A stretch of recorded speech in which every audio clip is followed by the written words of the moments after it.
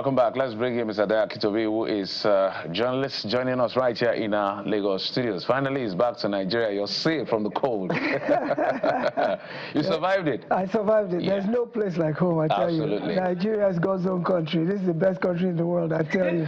When you're gone for just a little while is when you begin to appreciate what we have here. Yeah, fantastic. So let's get to the dailies. This Nigeria is perhaps where we'll get started from, Mr. Akitobi.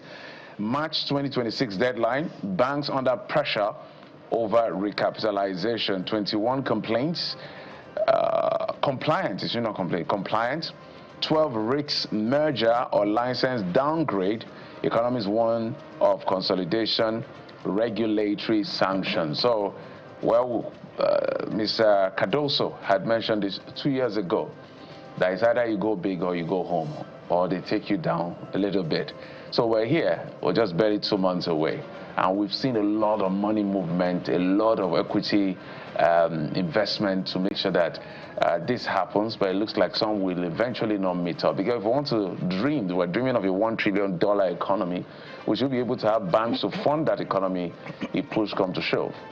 Well, this is reminiscent of when CBN Governor Soludo did something like this in the early 2000s. And the whole objective is to shore up the banking system in such a way that we have strong institutions and not those that are struggling to be able to meet core banking functions. Now, we have a number of very strong Nigerian banks, but we also have some that are struggling and that are on the ropes, sort of. So this move to shore up their capital base essentially is good for the economy, because it means we have strong institutions. Those who can't survive have to either merge, be acquired, or die a natural death. I already know one bank that's closing branches already. That is literally on its way out because it can't compete. I think at the end of the day, it's a good move for Nigeria. If we have a few strong ones, than having many that are just average, because meeting the requirements of the capital market, the capital requirements in Nigeria, is not child's play in terms of all we intend to do with infrastructural development, social welfare.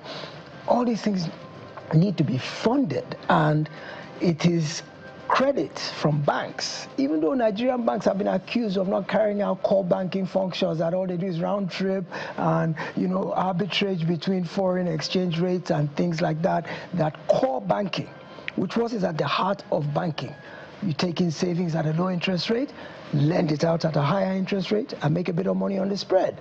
So that lending of credit is what galvanizes economies, because there's not that much cash in the world to be able to do everything we need to do. Even the governments don't have the kind of money it requires to do all of the necessary projects, so they lend.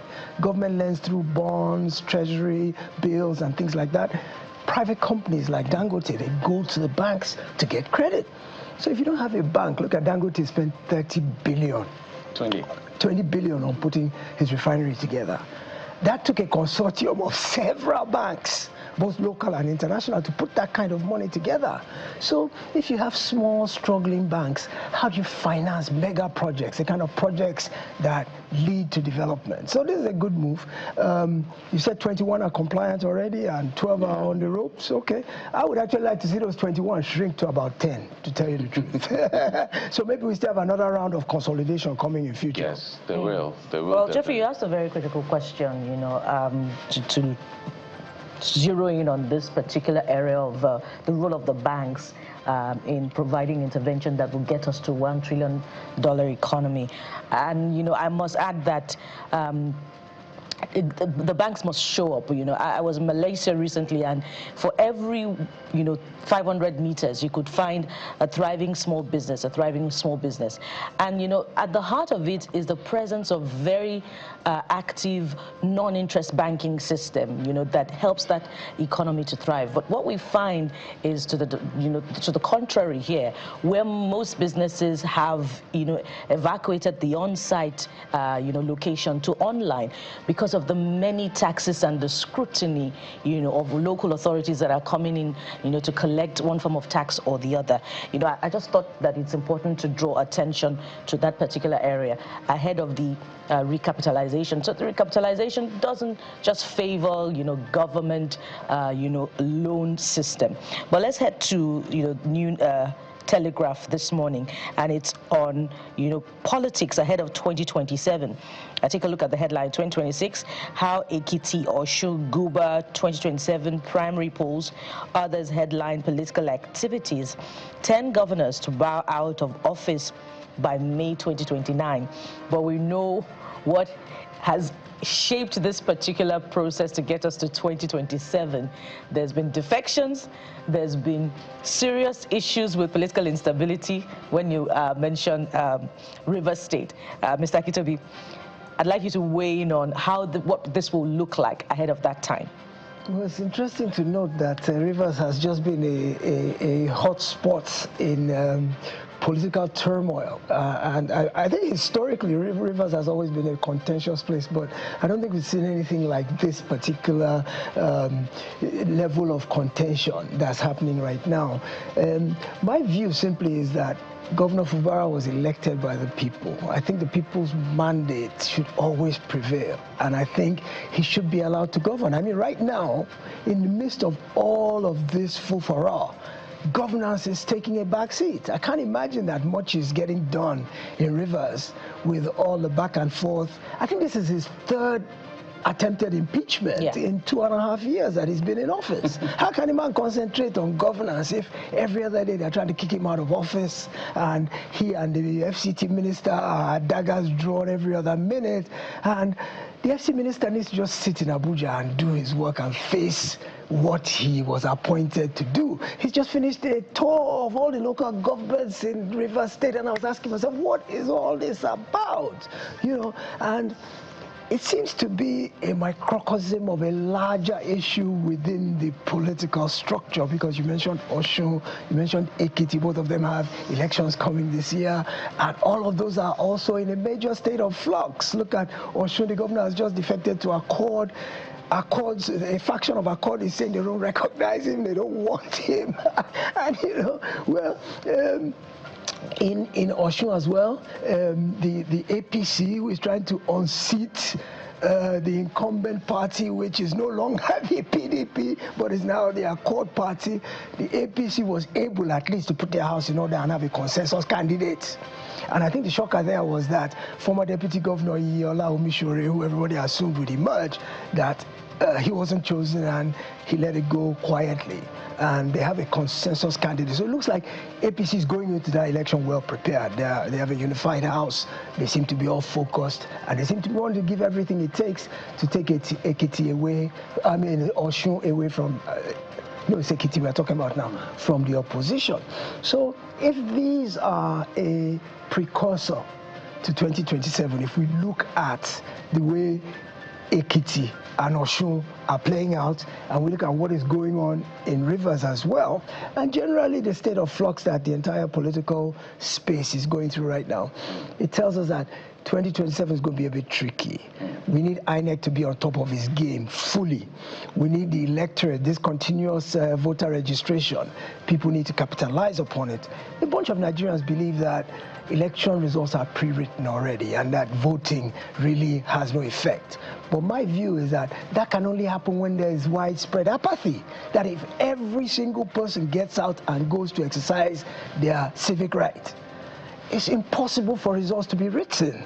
If we all get out there and do it, and you come out, who did you vote for? This person. You come out, who did you vote for? This person. Who did you vote for? This person. And the results that are announced are different, there'll be mutiny.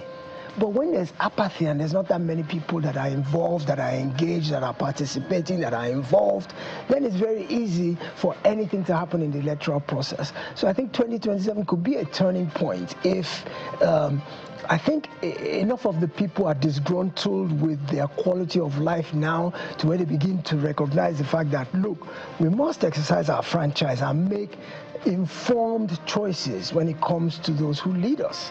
So it's quite possible that 2027 would see a turnaround in voter engagement, in voter participation, and in our ability to make informed choices about those who would do well for us. Absolutely. For the Rivers politics, I just hold my breath whenever I talk about it. I can tell you for free that if you don't understand the undercurrent, at the bottom of it is a game of survival for them, for the political class in the state.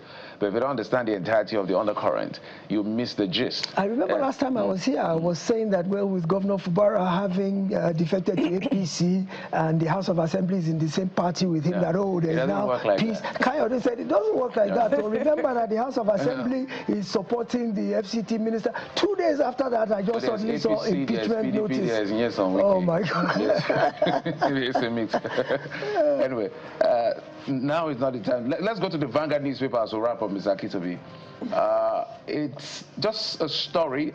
We've talked about Fubara, so let's go to the story above the nameplate. Yes. It says, Insecurity, release of 70 bandits sparks outrage in Katsina.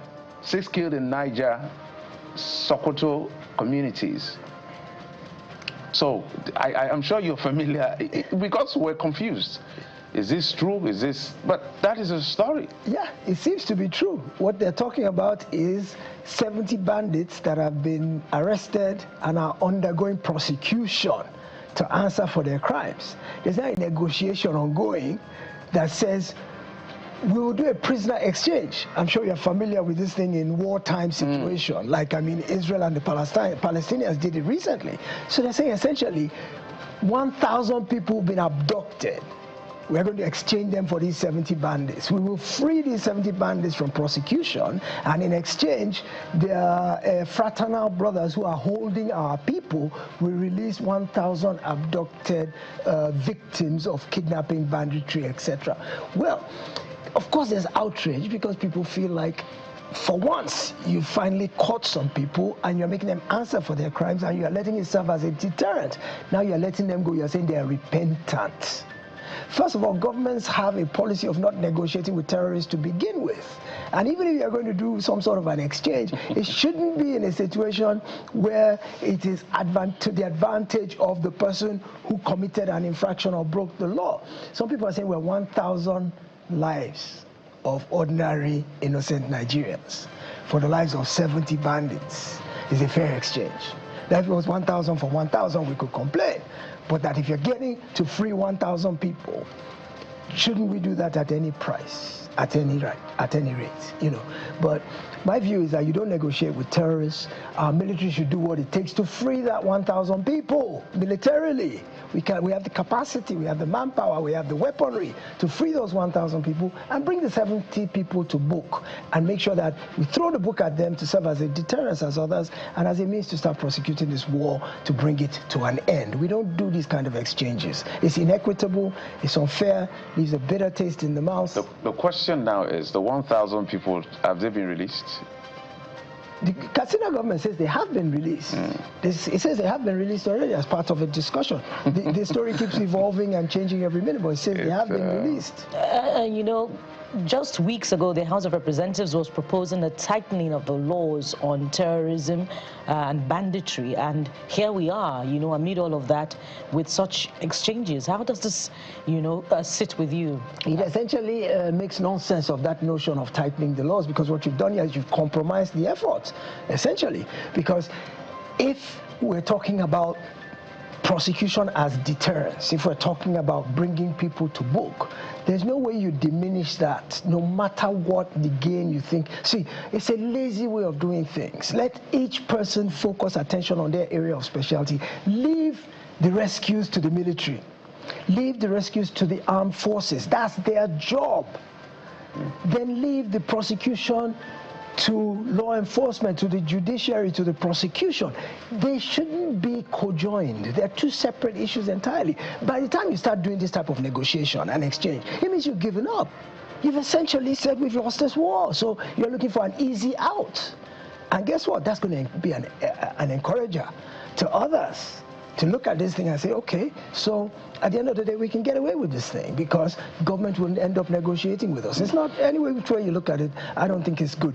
Question is, let's hope the reports are accurate, because I've read different accounts. Maybe we'll get to find out from the government, the Katina itself, exactly what this plays out, because it leaves a very bad taste. It does. At the end of the day. We're trying to fight these guys with every might of the state as we can. But they may have an argument that whatever it takes to release these people, let it get done. But it's a developing story. We'll continue to look at it because I, for one, I don't believe bandits and terrorists should be alive per second. I don't even... Anyway, you know what I'm saying. Yes, I do. Because if you taking weapon against the state, then you should face justice as quickly as possible. He who lives by the gun should die by the gun. So, Ms. Akitobi, thank you so much, as always. We appreciate you. Wish you had more time to expatiate on some of these issues. But trust me, there's a lot coming as far as politics is concerned. I can tell you that for free. But we'll continue to keep tab. Thank you, sir, for coming on the program. My pleasure always. All right, just a moment. We'll be right back to bring in our guests for our first conversation for the day. Stay with us.